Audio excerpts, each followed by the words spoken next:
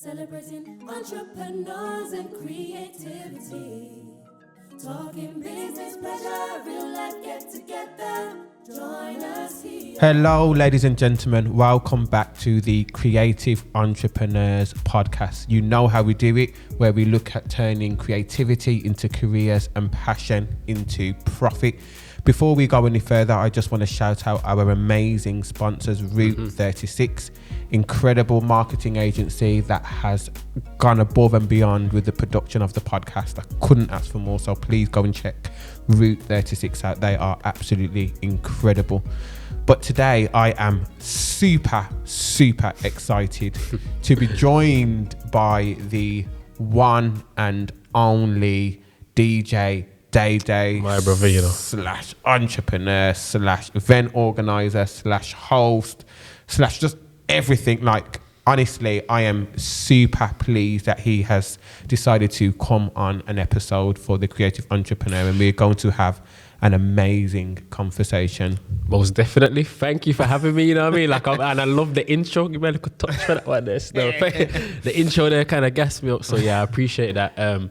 Yeah, man, true. I appreciate your hustle. You know what I mean? You've been hustling. I see what you're doing on Clubhouse, and you know what I mean? And I'm grateful to be on the podcast and share my journey and my story, which can hopefully help somebody else, because that's what we're here trying to do, innit? You know what I mean? So of course, and I think it's important. We always hear that success leaves clues, and it really does. And if we can help, other up and coming entrepreneurs, specifically creative entrepreneurs, on their journeys, then it's job done. And I just hope that this content is something that would do that.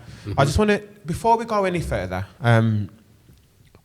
Day, like, what is your government name? Like, can you let us know? Can you tell the people? The government. I don't know if I can tell them on the YouTube, but YouTube's a bit, it's a bit broad, But Day basically stems from my real name. Okay.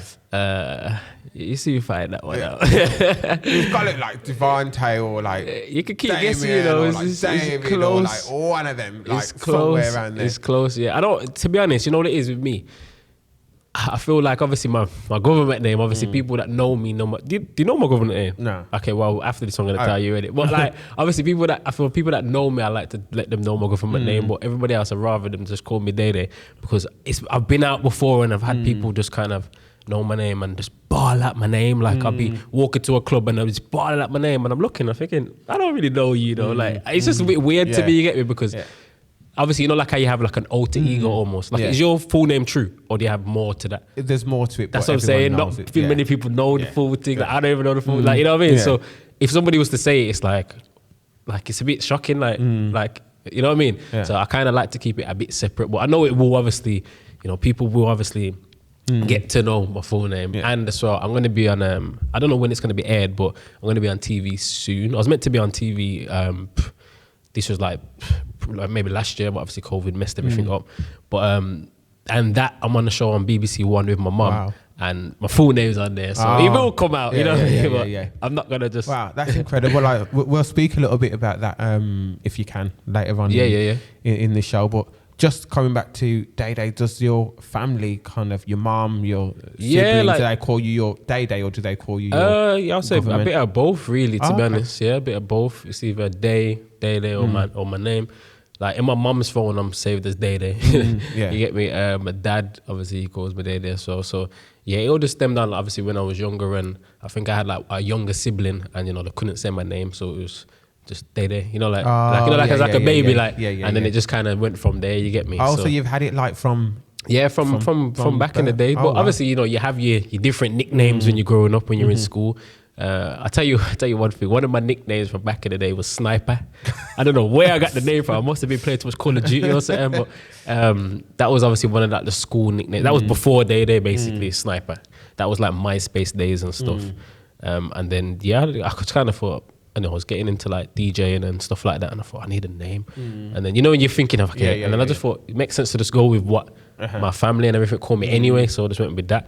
But funny enough, I call myself Day, and I remember I think I don't even know how many years ago, maybe about 6 years ago now. Like I was thinking, like when I get older, is Day gonna sound a bit childish? Like you know what I mean? I was thinking, should I change my name?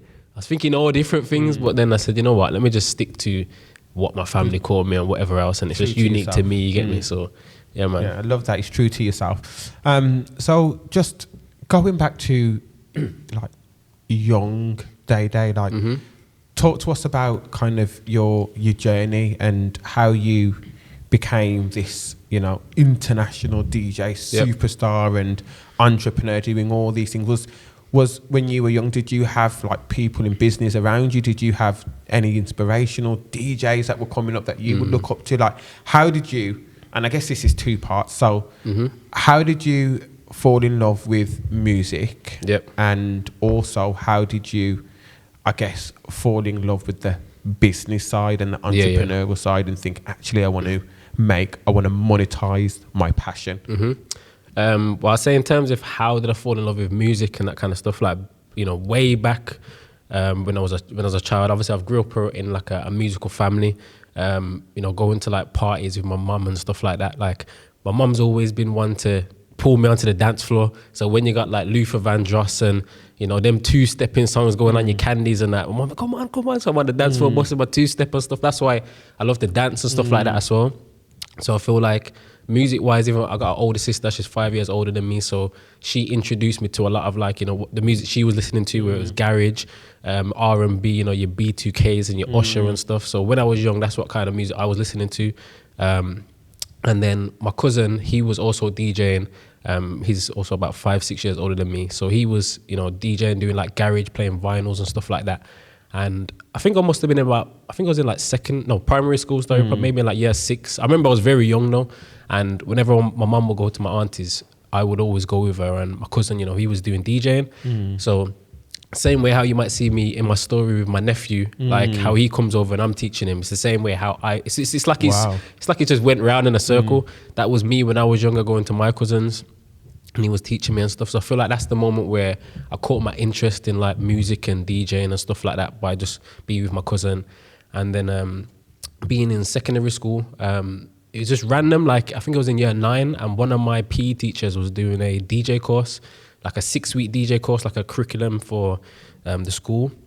So I ended up getting involved in that because I was already interested in DJing. And the end of it, you know, the best student got to DJ at the end of year school party, which I was one of the best ones because I already kind of knew like the basics because I had learned already. And then I remember done the end of year school party, and these times like funky house. I grew up in like the funky house era, so I kind of missed. Like, I was still listening to like your bass line and stuff. I had a DJ EJ on my phone and stuff like that. But funky house is what I really grew up on. And I remember I played Tempety. I said, get out the car. I said, listen, I thought the hype one. Yeah. I remember all my friends, everybody going mad, everyone's jumping around. I'm looking, I couldn't believe it, you know. That's like the hairs on my skin went up, and I don't even think the Dexter could even wield it. I didn't even know about wheeling up on that, but I would have wheeled it if I could have, you get me? And I think that moment there, like I never forget that moment, you get me, where like I just couldn't believe what was going on, you get me? Like I'm thinking, bro, am I really like bringing so much happiness and joy to people just from playing this tune? And then I think from there, like that's what kind of stemmed the whole love for music and, you know, bringing joy to people through music and DJing.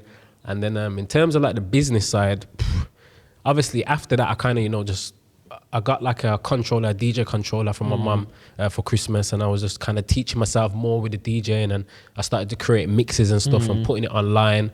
And then, you know, my brand and people was getting more aware of my name. And mixes were getting hundreds of thousands of views. So I'm like, whoa, like just doing it as a hobby and doing it for fun, something that I enjoyed. And then, the business side, obviously, when I'm seeing that I can make money from it now, I'm getting booked and stuff. Like the first event that I got put on was my sister's event. She, her and her friend, does an event called Urban Slag, which is a straight lesbian and gay event. It's an open event. And she brought me through, like when I was younger, I was only 17, so I wasn't even old enough to even go into clubs. So I had to go to the club early, and she was sneaking me in and that, you know what I mean? But I was there.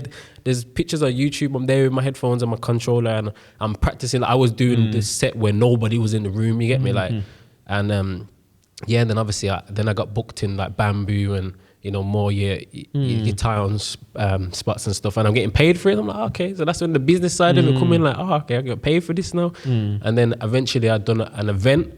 21st birthday was my first event. This was in 2015, I think. And obviously when you do an event, you obviously get quite a big amount of money in it because, you know, people paying their money. And then, I think from there it really stems still. When I started doing events and I'm seeing that I can get, 5-6 grand or whatever from doing an event, I'm like, rah, this is mad. So just kept pushing from there.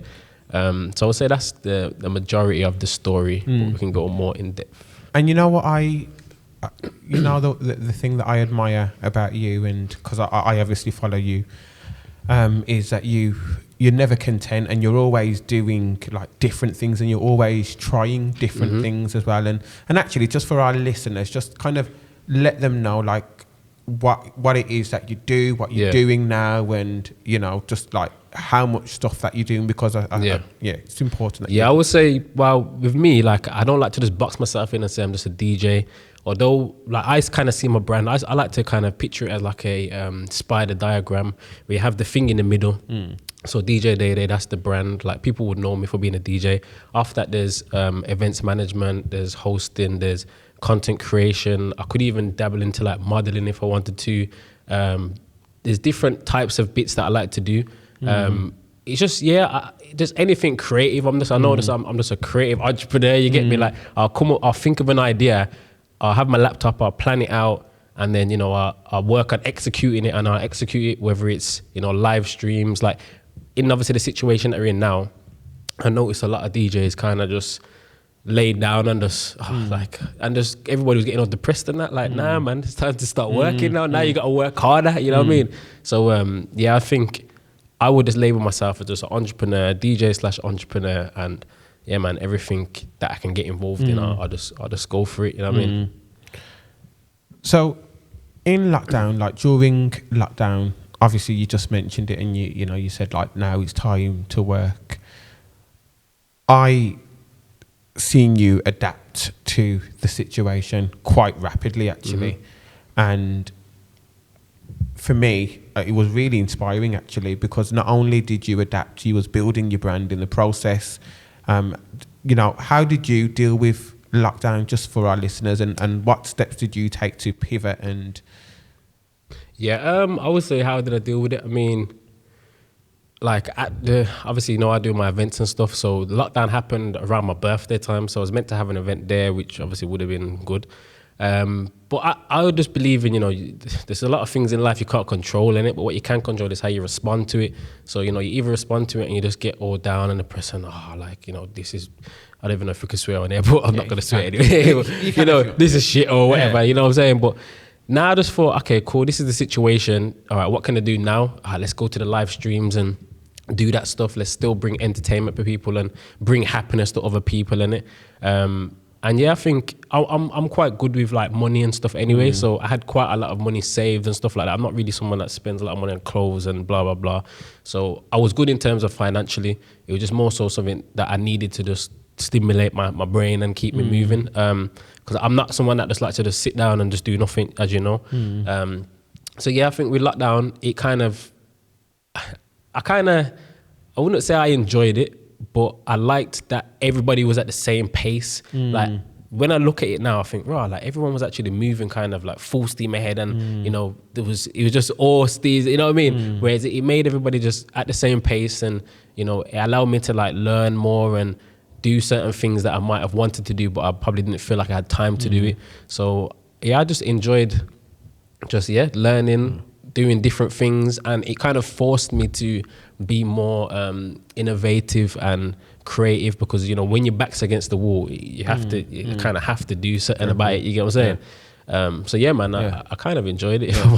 I enjoyed like the lives, I have to say, gave me life, honestly. And I understand the power of music, and it's just a universal love language, and it just brought everybody together. And I think for me, DJs that gave up their time, and other people, because there was different creatives that were doing things in their own kind of individual way. So you had like comedians doing lives, you had like Judy Love doing her like quarantine date nights, and like for me during that lockdown period, the creatives stepped up and was like, right, we need to do something to bring some kind of joy to people's lives. And I would say that you were one of the leading players in that, in terms of just being consistent with the lives and just bringing people together virtually, which we never thought would happen. So I just want to thank you for that publicly on this platform, because so good, man. I enjoyed it. I enjoyed it. Although every week I was getting drunk up, and luckily my bed was just upstairs, you get me. But I remember I'd do the live, and on my lives I used to shut o'clock and then I'm like, why am all these shut o'clocks now? And then by the time the live lock off, I'm drunk, and then obviously I still live at home with my mum and that, and my mum see me drunk, like, Mum, I'm drunk. But then luckily my bed's just upstairs, you get me. But the next morning, like every week, it was catching up on me, you get me. I'm like, nah, man, this is too much now. But because obviously I was doing it like every week for about 3 months, I think I was doing it for. So it was good, man. I enjoyed it. Fun. It was good. Just, bringing joy and happiness to people. That's what we do it for as well. You know what I mean? So yeah, man.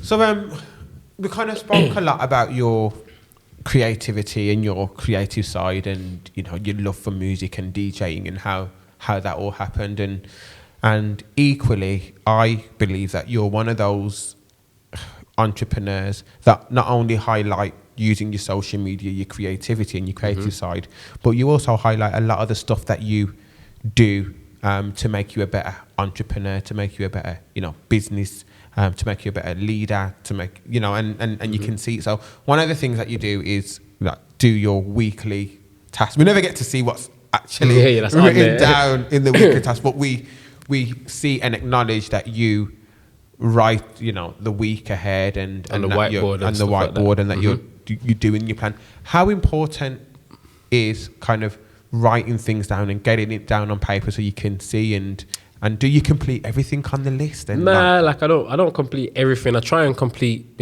most things. I think sometimes I might, like, even now on my whiteboard, like, there's things that I didn't do yesterday, but I'll try and play catch up, you know what I'm saying? Like, if there's something I did yesterday, I'll try and do it today, and etc. like that. But man, I think it's important because you have to, especially if you want to keep moving forward, if you want to, you don't want to be stagnant, you just want to keep moving forward. I like to, when it comes to a Monday morning, I have to think, okay, what do I want to do, or what do I have planned for this week? Like this interview that we're doing now, if I didn't have it written down, I'd probably forget about it. You know what I'm saying? Like, I have to have it visually there when I'm going to the barbers or whatever. It could be anything. I just have to have it visually there, so I know that these are the tasks that I'm doing on each day. And man, obviously just trying to, complete the tasks as much as you can.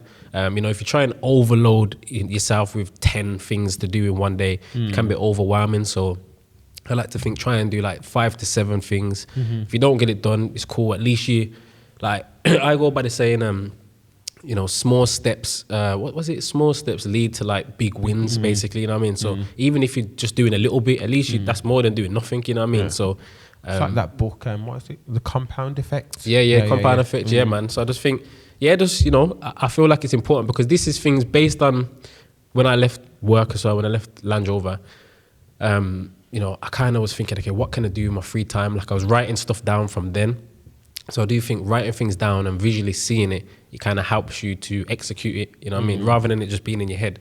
So that's my concept on that. Yeah. So you just mentioned Land Rover, and you just mentioned that you was, an employee there. Talk to us about that life, and what was it, and what was that sparking point where you decided that you was no longer going to work for somebody else and you're going to work for yourself? Because I know a lot of our listeners will be in the situation where they may have a side hustle. I really don't like using the word side hustle because, but for example, may have a side hustle and they're probably in full-time employment at the moment and thinking, shall I or shan't I take that leap? And what was it that sparked you to kind of be like, actually, I'm writing my notice and I'm handing it in, and what was the process like, and how was you feeling about that? Was you nervous, scared? Like, oh yeah, definitely. All right, the process of that, I would say, I was working in Land Rover for 4 years. I've only ever had 2 jobs. I left school. I started working at JD literally the day after prom. So I was in the real world or whatever, making money. Everyone works at JD or I know, and everyone works at JD. And they always get the little 16-year-olds and pay them pennies or so. That's the joke thing. JD, I was getting paid. JD, you need to sort it out. You need to start paying. I don't have to pay them properly. I was getting paid £3.64 an hour. When I look at that, I'm like, wow, people ain't getting paid that now. But I feel like that, like I was still grateful that, yeah, man, I'm making money every week. I'm seeing money in my bank. I'm rich. Like, you know what I'm saying? Yeah. So obviously I worked there, then I went to Land Rover. I worked there from 16 to 19, then I went to Land Rover from 19 to when I was 23. And obviously, even when I was 16 and stuff, I was still doing my DJing and I was still making CDs and promoting myself and stuff like that all throughout. So by the time I was at Land Rover, I was still doing the same thing. You know, I was working from 1 till 9, but 1:30 till 9. I was on an afternoon shift. I could go to the gym after work. By the time I get home from gym, it would be like 10:30ish. And then say 10:30, 11, I then work till 3 o'clock. So that would be making mixes or whatever it is, downloading tunes, anything to do with that side hustle, that thing that I was working on, DJing and stuff. So that was my routine. Go to sleep at 3, wake up at 11, and it's just same old. Yeah. But like, I've never been one to just get home from work and I'm just gonna sit down and watch Netflix. And like, nah, I like to just keep moving and keep busy, you get me? So I feel like because I've done that, you know, over the space of the 4 years and, you know, prior to that as well, my brand was at a good point where, you know, I was doing events, I was getting paid, you know, good amount of money for my sets and stuff like that. And then the pivotal point was kind of like, basically those rumors going around in the workplace saying there's going to be a new shift pattern. So rather than me just doing afternoons, I would have had to do mornings, nights, afternoons. And it's like I would have had to work, like the nights is like 9 p.m. till 6 a.m. and stuff like that. So it would have jeopardized what I want to do in it, you know what I'm saying? It would have just mashed up my routine and everything. But there's rumors, so it wasn't actually confirmed. People in work was like, oh, Dede, what are you going to do if this happens? And I was just like, if it happens, then I'll just see what happens in it. I just have to go from there, you get me? And then there was a letter that was going around. The letter got put out, and the next 3 months, this is what's going to happen, rotational shift. So that was like, to me, okay, I believe in like signs, you get me? I'm like, okay, that must be a sign from God, you get me? So I got to start doing something now. Yeah. So then, at that point, my older cousin, he was very into, you know, personal development. This is what kind of led me into the personal development route and reading and stuff. So he told me about a book called Rich Dad Poor Dad. So then I started reading Amazing book. Yeah, man. It's proper. You know what the maddest thing is? I haven't even read the whole book yet. It's like I've read half of the book. But you know, sometimes when you're reading books, you might not actually be ready to take in certain information. Very true. So I got to like the part where it's talking about taxes, and I was thinking, I don't really want to read that. It's just a bit, you know, when you talk about taxes, a bit of a. So yeah, I've read half of the book, but that was all I needed. Like that just kind of opened my perspective in it. It made me realize, you know, I don't want to be just in the rat race and just working just to pay my, you know, my bills and blah blah blah. I think that's the turning point for most entrepreneurs reading that book. Oh yeah, because a lot of entrepreneurs have read that book and was like, actually, I want something different from my life. That's what I'm saying. It just shows the different perspectives in it. So yeah, that really opened my perspective. And then while I was at work, you know, this is when I also bought my notebook. So this is the first time I bought a notebook because I thought, okay, I need to start planning. Like, let me write down some stuff. So it was almost like a journal. I just bought a quick notebook from Poundland or something, and put my logos all over it on the front, made it personalized. And then, you know, I've done the spider diagram thing, like, okay, what can I do with my free time when I leave work? And then I'm putting, you know, DJing here and doing this and making music and blah, blah, blah. So it's just all about the planning. And I think when I got that book, it also allowed me to understand myself more, understand my brand, understand, like, you know, what people probably expect from me or, you know, stuff like that. So that really helped. And I remember, like, you know, I was writing in my book and stuff, because with the job that I was doing at Land Rover, I was actually working for DHL within Land Rover, and it was all up to be like delivering parts to the line and stuff like that.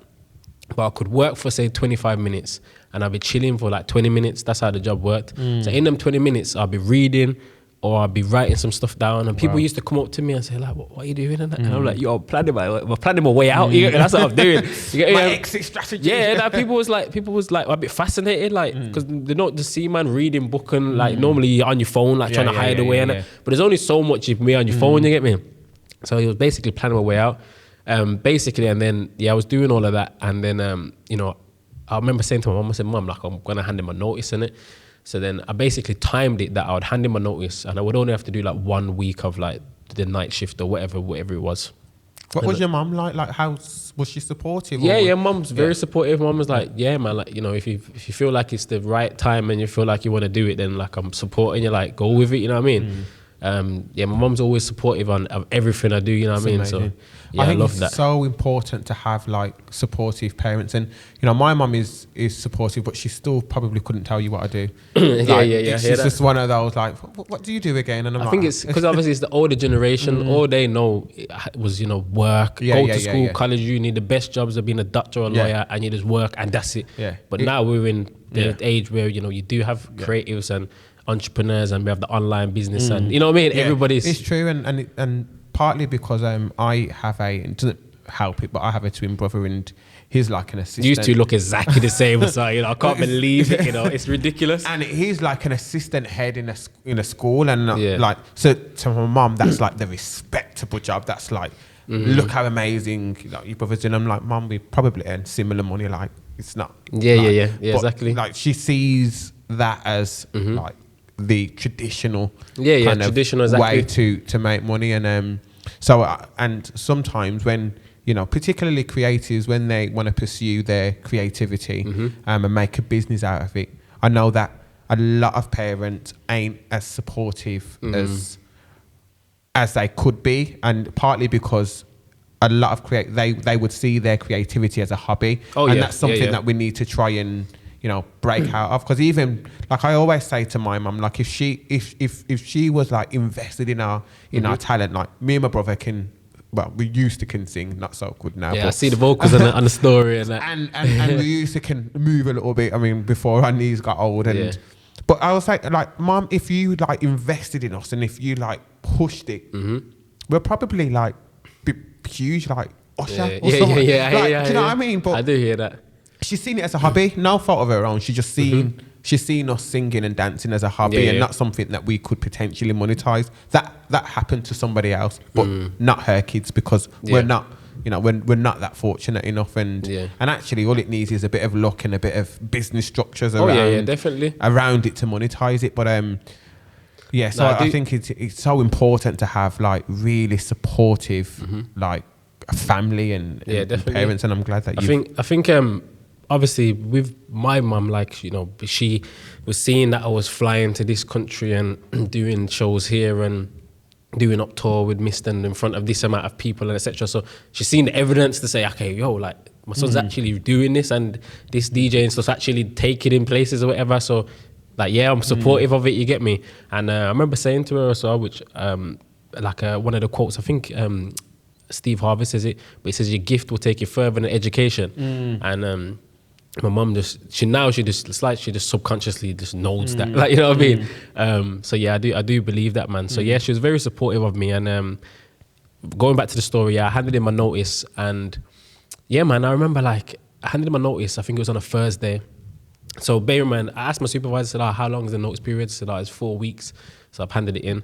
And then the following Thursday, they come back to me and said, here's a letter of resignation, blah, blah, blah. Just sign it off to say you're leaving. I'm like, cool. So then when the supervisor walked off, now I was reading the letter, now I'm reading it, and it says, something, your last day is going to be on Friday or something, which is the next day. So I'm looking like, hey, the next day? I think I only gave him a notice last week. What's going on here? So then I went up to the office now. I said to the manager, what's going on? Because like, this is my last day is tomorrow, like. And then he says, because you've been here for X amount of years, you only need to give 1 week's notice. So then I was like, I couldn't believe it. I was like, but obviously I said to the supervisor, like, how long's the notice period? He said 4 weeks. And then he said, no, it's only 1 week. So I was like, I'm gonna leave it tomorrow. And he was like, yeah, like, you leave it tomorrow. And I was in the office, I couldn't believe it. And I was like, I couldn't believe it. I was like, you know, like the emotions, I was thinking, wow, like, I'm actually leaving. Like, I'm gonna be in the world, you get me? But I didn't feel like scared or anything like that or worried because I already was doing reading. I kind of, my mindset felt like I was ready for it. I was writing down my plans and stuff like that. If I didn't do that, then I would have been like, oh shit, like, what am I gonna do? You know what I'm saying? But that's why I do think like planning is important in it, because what they also say, if you fail to plan, then you plan to fail. You get what I'm saying? So yeah, man, I remember, you know, I went downstairs and I had to tell all the man them and say, yo, I'm leaving tomorrow, you know, and I was like, I can't believe it. And then obviously the next day I had to bring my cakes in and all of that stuff. And yeah, man, and then, you know, when I left, I remember I just walked out the building, I just looked at the world and I said, yo, I'm in the world now, you know, it's crazy. Yeah, man, and then, from there, you know, it's just leaving work, you know, I had to try and get into a routine, you know, a routine where I'm waking up and times that I'm working and times that I'm going to the gym and stuff like that. And yeah, man, it's a crazy journey, you know what I mean? Yeah, but obviously I was a bit, when I was leading up to leaving, I was a bit worried and a bit like, what if it, don't go? But then I thought, I'm still young, I still live with my parents, like I don't have much overheads in terms of things I have to pay for. Worst gets to worst, I'll just get another job in it. Like it's not that serious, but now it's like that's not even an option. So was you 23 when you left? Yeah, 23. Yeah. I'm 27 now, so I've been it's gonna be 4 years this year in June. Wow, that's incredible. Yeah, it's good, man.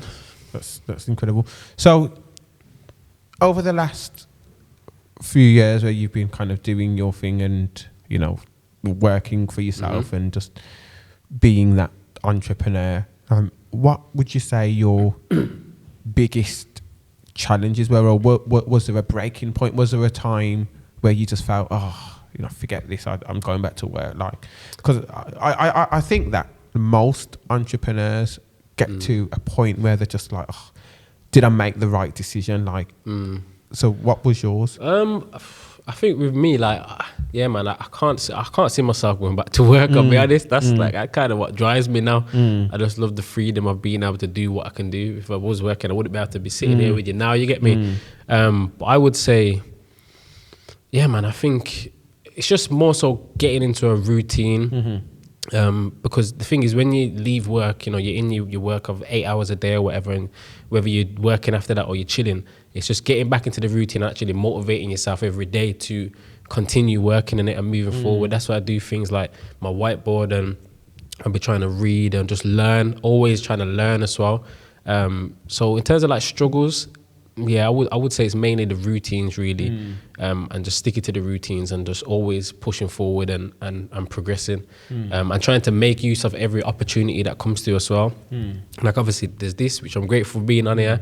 I also had a girl email me saying that she's doing something to do with like a uni project or something like that, and she wanted to get me involved. So I'm just trying to just do little things that, everything just helps, you know what I mean? Every little bit of, say, publicity or any opportunities that come, just acting on the opportunities as well. Because I was also reading another book, which is the recent one that I'm reading, The Richest Man in Babylon.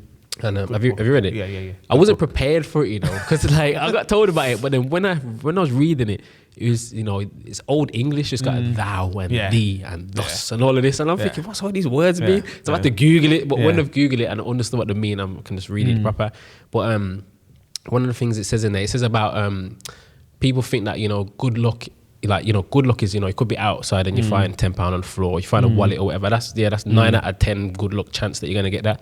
But then really good luck is like opportunity. So opportunities are gonna rise for everybody. You're gonna have some kind of email or message or something happening, and then you have to basically acknowledge that opportunity and take action on it. When you take action on it, like, that's when people are essentially going to say, you got lucky or whatever. But really, there's an opportunity and you just took action and you just went full steam ahead on that, you know what I mean? So, yeah, man, that's... It's a little bit like the 10X rule from, Grant Cardone. He always, in that book, he speaks about kind of when opportunities come, be ready and take action and, go for it. So, yeah, that makes sense. But we spoke a little bit earlier around your opportunity with BBC. Can you talk about that show, or was it? Yeah, well, to be fair, I think I did. This was like 2 years ago that I'd done this now, maybe. No, actually, it was 2020. But yeah, I think we did kind of sign some kind of non-closure. I can't say what show it was, but it was like a game show basically on BBC One. And that happened because basically they emailed me. This says, we come across your profile, etc. We want to get you involved. And basically, I can tell you how I got onto the show. So to enter the show, I had to basically do a prank on my mum in it. And I already done this before though, because at one point I was doing YouTube and I was doing vlogs and stuff like that. And I pranked my mum. This was from my YouTube. I bought a scratch card, like a fake scratch card on Amazon, and you win 250,000. So then I remember mum saying, mum, can you go to, my mum saying, Dave, can you go to the shop and get me blah, blah. I was like, yeah, cool. Then I pretended that I bought the scratch card. I scratched it in my room. I done it all for the YouTube, you get me? And I was like, look, mum, I won 250,000. I go, no, I just couldn't believe it. Like, let me phone your sister. But she was like, let's just stay calm, let's stay calm. And then it got a bit, because obviously it was dragging. I said, what? I said, Mom, it's a prank. And she's like, no. But obviously my mom's lovely. She wasn't like, going mad on it. But because I've already pranked her, I thought, I was like, yeah, man, I can prank her again. That's all right. So then it was just kind of like a fun prank, really. So it's more to do with, I basically had to say to my mom, I lost my passport. And can you pick it up for me from this place? And this certain place was somewhere where they was doing pranks. It looked similar to this place, really. So imagine, my mom pulled up here. She walked in the door. There's a receptionist or whatever, and then the receptionist is, certain things just happened. There's random things that will just happen, like something dropped, and then it kind of just little random kind of pranks, really. But I was a bit worried because I didn't know what kind of pranks was gonna happen. I was thinking, I hope they don't open the door and then my mom gets beans all over her or something. You get it? Because then it's like she would be very pissed off. You get me? But it wasn't nothing like that. It was just little fun, quirky pranks and stuff, and that basically got me onto the show. So yeah, man, it's sick. Amazing. Amazing. So everybody knows that I am, somebody who is very passionate about personal branding and being visible and showing up how you want to be seen in the world. So you just mentioned obviously that the producers saw your videos and your social media and so forth and was interested. How important would you say kind of personal branding is, being a entrepreneur and being in business? Yeah, I think very important, man. You got to kind of, your brand has to represent something. You have to have values. People need to be able to, I see personal branding as like, you put a story on your Instagram and question story and say, how would you describe me in 3 words? That's basically going to determine your brand or your personal brand. If I put that up, people are going to say good vibes, good energy, funny, or whatever, you know what I'm saying? People are going to describe me like that. So I always try and, just fall in line with my personal brand and just kind of showcase what I represent, which is, I like to help and motivate people. I like to learn myself in it. So things that I learn, I'll then pass it on to others and just bring good vibes to people through music or, I've done many things. Like, I don't even know if you remember, but on my Instagram, I was doing like almost personality comedy kind of videos and stuff. But that's because I found people liked my personality. Like when I was just being myself and doing mad stuff on my story and stuff, I used to get loads of like responses. And then I thought, let me try and pull it on my page and stuff. So I feel like your personal branding is definitely important. And just the best way to find out your personal brand is literally asking the story on your question. If you could describe me in 3 words, how would you describe me? Then you'll find out what your own personal brand is. That's incredible and so simple. Simple. Honestly, people go and do that now. Like if you used to do it, people will say inspiring, motivational. That's what I believe people will say about you. You know what I'm saying? I'm gonna trust me. That's what will happen, bro. Like, and it's important. I mean, if people do respond to, and there might be certain things that you think, like, is that how you actually see me? Then maybe it might be time to kind of switch the way that you approach things, or if you're somebody that always uploads like, not even negative posts, but like on this story or something, or you're reposting drama and stuff like that. Like people don't want to see that. Like you know what I'm saying? It's true. Because I've stopped following a few negative Nancy's. I'm due to do that. I was just like, no, I can't have that energy. Serious in my space. I was saying this the other day to one of my friends, man. Like I'll be honest, man. Even some girls I need to unfollow, man. Like I'm seeing these half naked pictures. I'm like, come on, man. I don't want to see it. Like, do better. It's too much, man. I just mean, But that's a whole next conversation. So we've covered a lot. I just want to speak to you a little bit around TikTok. Oh yeah, because you decided that you was going to create a TikTok account during lockdown, and your growth on TikTok has been exponential. Like it's been amazing. Like what's your numbers now? I think it's 203,000 followers, 3,000 likes. I think it is something like that. So wow. Yes, it's going big, man. That was just based on posting every day for about 3 months. And I originally started TikTok because I was doing videos on my Instagram that was almost like I said, the personality type ones, that's a whole next story, because I was doing it on my Instagram, and then I kind of looked at my profile and I thought, if people was to look, if you didn't know me, you looked at my profile, I look like a comedian or something. Like when you have like the post and you have like the text at the top, and yeah. I was doing more I wouldn't even like to say comedian because I know I'm not a comedian, but more personality. And then I thought, nah, let me keep my Instagram DJ based and things that people know me for, and then maybe do that kind of stuff on TikTok because it's more of a fun app. And then I just thought, I got to a stage where I just couldn't think of any more creative ideas, more personality type ideas. And I thought, why not just do DJ videos? Because like that's what people know me for, and I can do loads. Because obviously, look how much music's out there in the world. And I started doing that. Started posting every day. Like I picked one day basically which is Tuesday, which is about my content creation day. Basically, make 7 videos in a day. Upload it, obviously, one a day at a certain time, 7:30. And then, it just kind of grew from there, really. Like, the first video uploaded, it had quite a lot of views, like maybe like 50,000 views, I think it reached. So that made me say, okay, all right, I want to keep doing these now because it's working, innit? And, man, just kept pushing it out there to the point where I think I've made 200 videos.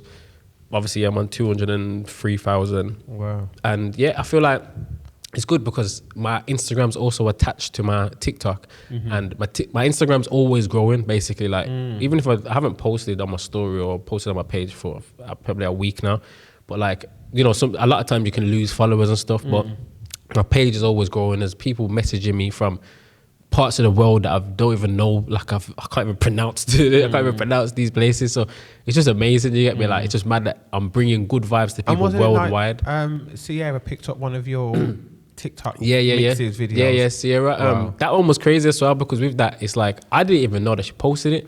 Someone that follows me, one of the supporters, sent me the video which was on Sierra's Instagram page because she must have knew that it was my sound that she was using. So I was like, "Bro, that's crazy." Sierra and Vanessa Bryant, who's Kobe Bryant's wife, innit? To me, like, obviously, Sierra's like, she's like R&B, like she's, that's like one of the artists that my sister was listening to, like I said. So grew up listening to her as well. But because I like to play basketball as well, the Kobe Bryant's wife, that was kind of like, that's bad. Wow. You know what I'm saying? It's crazy. But with that though, I went on her TikTok, Sierra's TikTok, and she used my sound, but she basically took the sound and kind of reposted it as her own. So I was thinking, you could have just used my sound. Did you call her out on it? Nah, I didn't call her out. I would have called her out. You know what it is? You do know that's fine. Like. Nah, to be fair, like on the Instagram post, I basically just put something like my sound and with the hands up or something. But I was just grateful for that. Yeah, man, like they found the sound. And if you downloaded the video, you basically had my face on your phone and it. So like, I'm gassing that at least. I don't really mind. So, man, and just the fact that they was vibing to it, it just made me, it was just like a present from God to say, man, I see you working, son. Yeah, go take this on. You get me?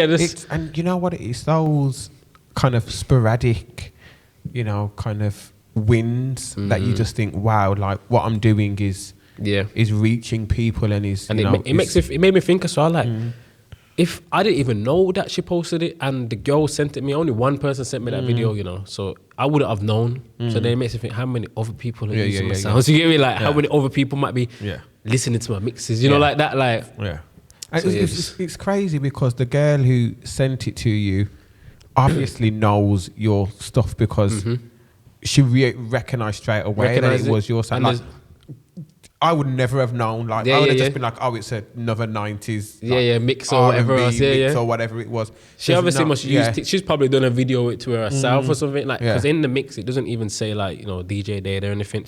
I'm guessing she obviously just has TikTok and she probably commented on that video and I don't know. You know what I mean? Like so that was crazy, mad. Man. But TikTok it's an amazing app. It's like it's actually really good. I haven't been posted on there as much as what I used to. Only because, I don't know, sometimes I get a bit of a creative block. Like, because I've posted so much videos now, 200 videos. I'm like, okay, what can I do now? You get me? Like, I'm just trying to find different ways to do it. So, man, it's good though. Cool. I'm due to get you on TikTok, by the way. I'm due, it's coming. You know what? I have signed up to TikTok. I've probably got like 2 followers. Nah, don't worry, man. I'm gonna give you the rundown. I do need to build up my following, but you kind of mentioned earlier that you play basketball, and I think it's important for entrepreneurs to have an outlet. How important do you think it is for you to have an outlet and for your downtime and what else do you do for downtime or are you just constantly on the go? Yeah, I would say like I enjoy playing basketball. I used to play basketball when I was in school. And yeah, it's just something that I try and do maybe once a week because, you know, as a creative entrepreneur and somebody that's just always trying to achieve their goals and stuff like that, you know, you often can just get caught up in just working. And, you know, you'll be working like basically most of your day basically, innit? Like, you know what I mean? So I do think once a week it's always trying good to do something that you consider as fun. For me, it's like basketball, or I might go on a bike ride, or I might even go on a walk. Like these days I like to be going on walks. I enjoy like nature and stuff like that. You get me? Like, yeah, man, it's good. Like I just spend time with my family or my mum or something, you know what I mean? Like I'm on one of them ones. But the main source of like out work, or I can't remember the word that you used, but the way that I kind of detach is, probably through like basketball and stuff like that. Really, I could be in the courts for ages. I just love being there. So. And there is a thing, and it's scientific stuff, but it's all about kind of that physical, like physical being out. So that's why the gym's so important to people for their outlet, and you know, playing some kind of sport and stuff like that, because it releases those, you know, endorphins and that's what I'm saying. Like even sometimes if I feel like I've had like quite a long day, or I've just been sitting on my laptop doing something, I just feel like, let me go to the courts and let's play one.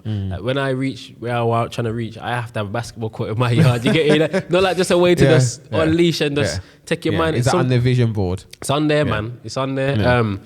Yeah, man. And 100%, you definitely have something that you can just, you know, detach from the world and everything, and just do something that, you know, it's a bit of fun, and you can just enjoy that at the moment, like be present, you know what I'm saying? Yeah, man. So what's next for Day Day? I mean, you've achieved so much. You've done DJing at some major events, and you know, for some major people and artists. You've had events, you've hosted stuff. You're growing a massive following. Your brand is taking off. Yep. Like what's next? Like, what do you think is I think it's smart, because I've done a lot, but then I still know there's a lot to come, you know what I mean?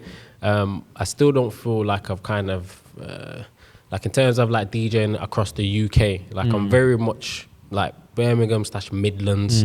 Like I'm trying to get more into London scene, and you know, all around the UK. I want to be in a tour bus. In my tour bus, I got Munchies, I have my family there and my friends, and you know, we play. You know what I'm saying? Like I want to be on a tour bus going around the whole of the UK, headline DJ. I'm there at the top, at the front. I want to be on like festivals, wireless and stuff like that. Even doing like music production.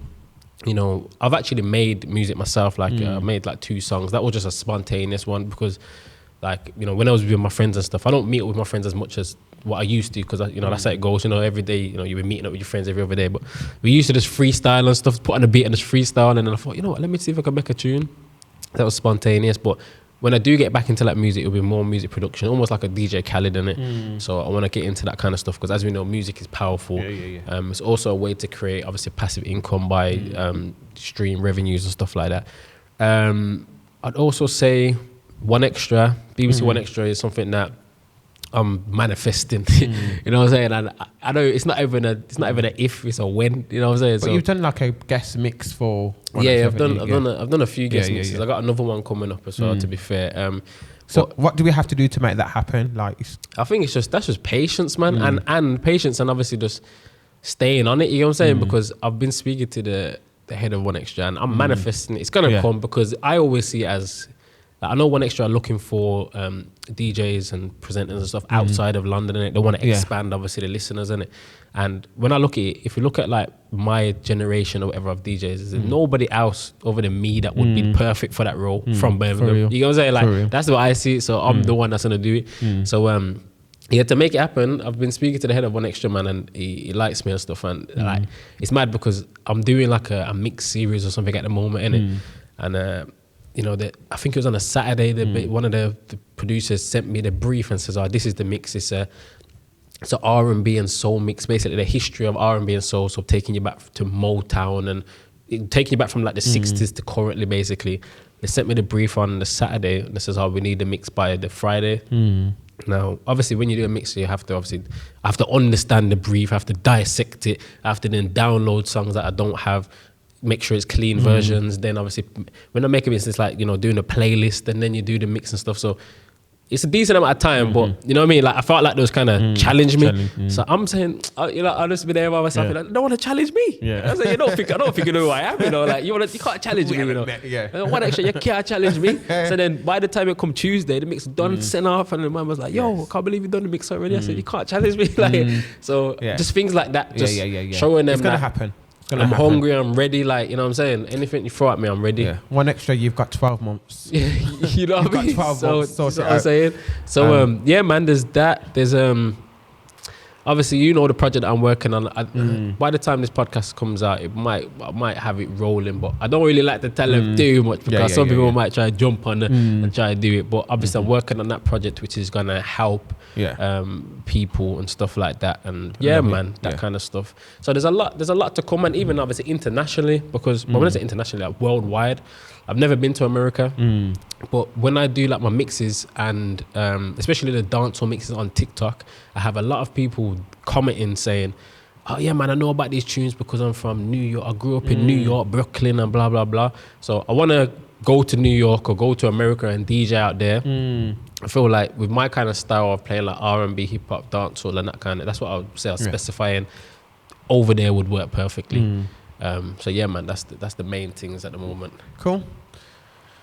Day, that was an incredible conversation. Honestly, what you've achieved and what you still continue to achieve is amazing. And just the fact that you're such an amazing creative, but you obviously recognise the importance of the business side of it, and you have learnt the art of monetizing your talent. Oh yeah, definitely. I just think is really incredible, and the content I know is going to give a lot of people value, particularly those who are, it maybe was in the same situation as you, being a DJ and kind of having to leave that safety net of full-time employment and, you know, venturing out on your own and just surviving and hustling and doing it and trying different things and being creative. So thank you honestly for coming on to the show. I appreciate it, man. Thank you. I enjoy these conversations. I could, you know what I'm saying? I could keep going. Let's go.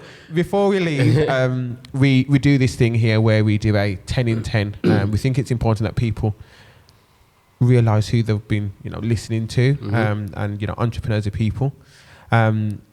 And I just want to know a little bit more about you. So where I ask 10 questions, it's one or the other, and you get like 2 seconds to answer it. Like there's no thinking. All right, that's cool. Like so quick fire. Yeah, just quick fire questions. All right, that's cool. So Nike or Adidas? Nike. Oh, okay. Beyonce or Rihanna? Beyonce. Oh. Audi or BMW? Audi. Rush Hour or Bad Boys? Bad Boys. KFC or McDonald's? KFC. Oh, really? Yeah. McDonald's. Oh, wow. ASOS or Boohoo Man? Boohoo Man. Tupac or Biggie? Biggie. J. Cole or Kendrick Lamar? J. Cole. Really? For me personally. TikTok or Instagram? Instagram. I'm gonna say Instagram. That's the base. And the last one, podcast or books? Books. It's gotta be books, you know. Yeah. It's gotta be books, you know, for me. Like, truly disappointed. It's like, to be fair, it's books for me as well. But podcast is on the rise. Oh yeah, 100%. So like, I think there's going to be a lot of content, and you know, in the audio space, particularly, you know, we've got audio books as well. But I think, I think. Like that's a hard one because I really both, because on my way here I was listening to a podcast. Podcasts and even audio books obviously good when you're on the move, and you can't read a book while you're moving around and stuff. So, but I feel like books it helps with your mindfulness, you know, like that. Like when you're sitting down, you're actually reading it and you're taking time out and you're highlighting and stuff. But and just on that note, what's the one book that you would recommend for listeners to read? The one book, let me think. The one book I'd recommend. For me personally, obviously this is kind of DJ related, but DJ Khaled his book was good. You don't even necessarily have to be a DJ to read it. Obviously he's based around that kind of concept, but you know, he's all about keys and positivity and stuff like that. So that book was good. I've read that probably about 3 times. Wow. What to say? Another one? I would say obviously the Rich Dad Poor Dad, which is kind of a common one that people always say. But if you start enough and you want to get into personal development or anything like that, then read that. What other book would I say? They're the main ones, I think, at the moment. Yeah. The main ones. What about yourself? Oh, there's so many books. Like Rich Dad Poor Dad is an amazing book. The Millionaire Fast Lane, I absolutely love. I want to read. Changed my mind. I'm going to read Stephen Bartlett's one. Oh yeah. Happy Sexy Millionaire. Yeah. I'm halfway through it. It's a really good. That book. one looks good. Yeah, You know, I've seen the reposts and I'm seeing the quotes and stuff, and Yeah, I'm like, yeah, this yeah. looks like a bit of me still. It's a really, really good book. I'm really enjoying it at the minute. Yeah, that's But good. yeah, But man. Yeah, lovely. Day. Thank you so much for coming through. Honestly, I appreciate it. And So good, man. I appreciate it. wishing you all the luck in the future. And I know anything that you put your mind to, you're going to do anyway. And you're going to be definitely. a beast at it. But yeah, Thank you. man, from Appreciate the it, show man. to you, good luck. Let's go. You too, my brother. You know what I mean? Don't stop. Don't stop, baby. Just see. All right, wicked. Thank you. Respect. Talking business, pleasure, real life get together. Join us here.